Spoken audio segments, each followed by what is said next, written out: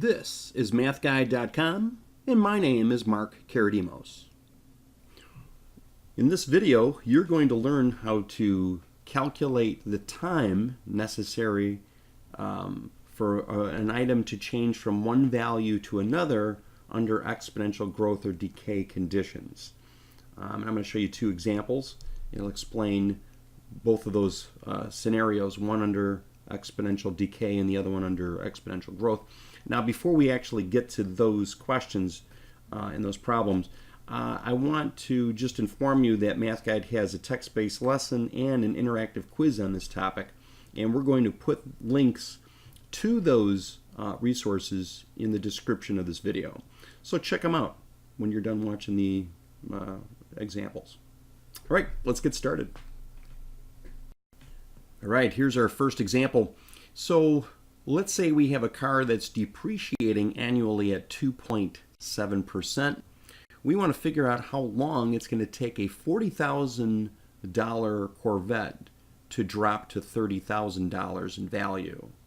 Okay, so it's going to lose $10,000. So basically that's what we're trying to do, is figure out how long it's going to take this Corvette to lose $10,000. So let's plug this into the formula.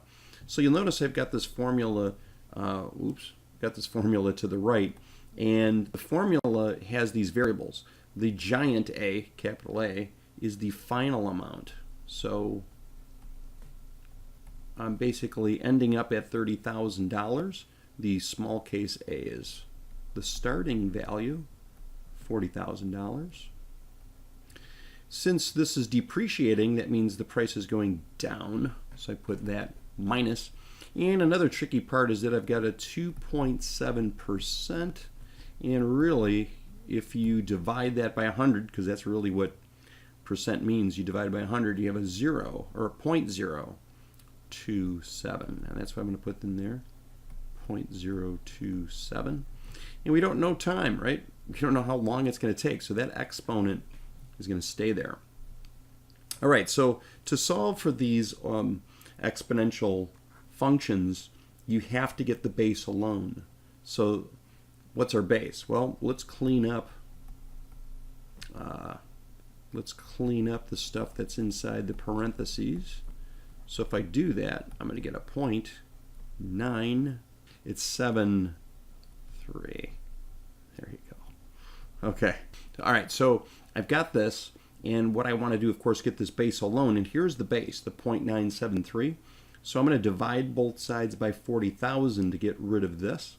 If I divide, and I'm not going to show this, it's basic stuff, right? If I divide by 40,000, I'm going to get a 0.75 on the left side. The 40,000 is going to cancel on the right side. And now I have this exponential equation that has just the base there.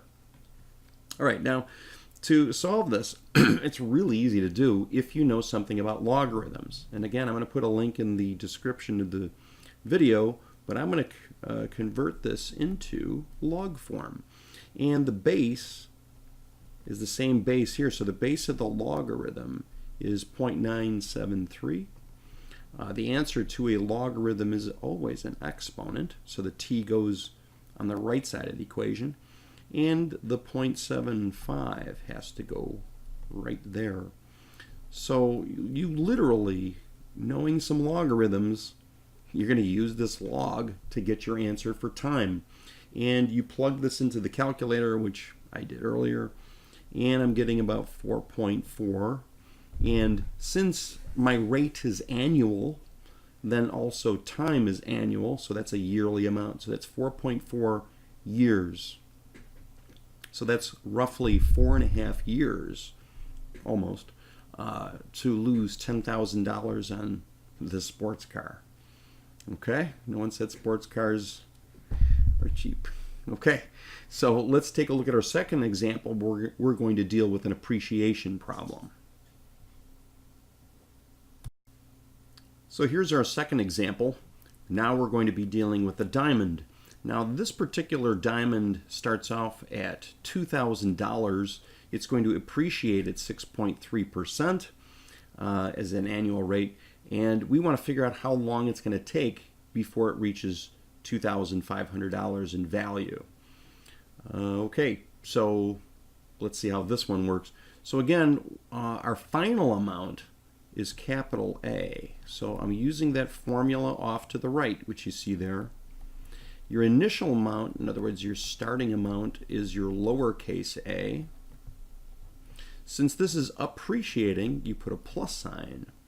And the 6.3%, 6.3 divided by 100 is 0.063.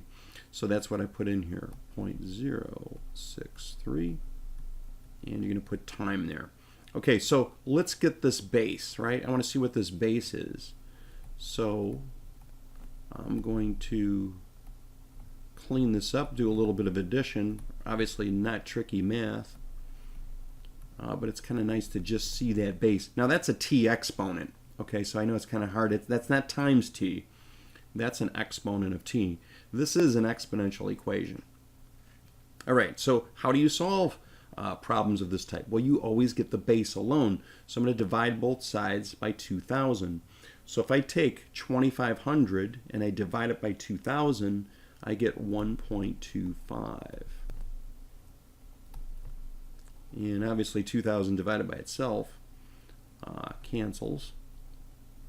So now I just have my base and my exponent right there alone.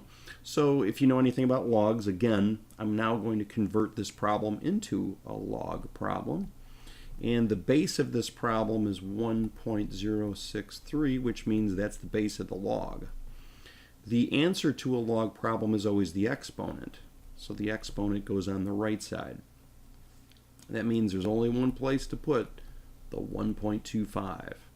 Okay, so again, you now use a calculator, plug this in.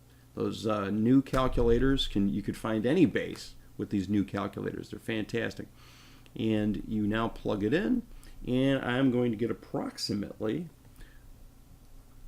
3.7. Since the rate is annual, which most of the time when you do these problems, we're referring to annual rates, you do get then the 3.7 years. So the rate and the years are always going to match. Okay, so a little bit more than 3.5 years transpire, and this diamond goes up $500. That's 25% increase in value. Pretty good.